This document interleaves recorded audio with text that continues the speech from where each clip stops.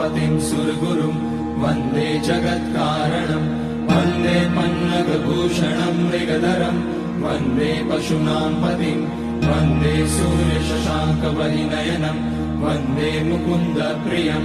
वन्दे भक्तजनाश्रयं च वरदं वन्दे शिवं शङ्करम् ॐ मृत्युञ्जयाय रुद्राय नीलकण्ठाय शम्भवे अमृतेशाय शर्वाय महादेवाय ते नमः।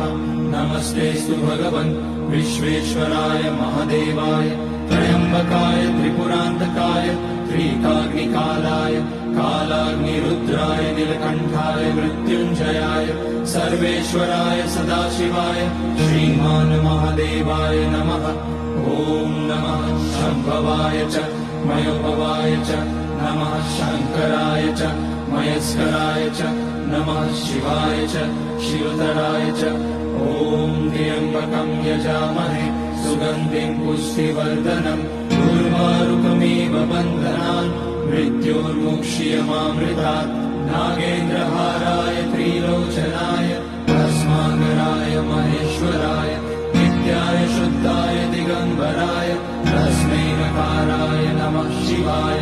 मन्दाकिनी सलिलचन्दन चर्चिताय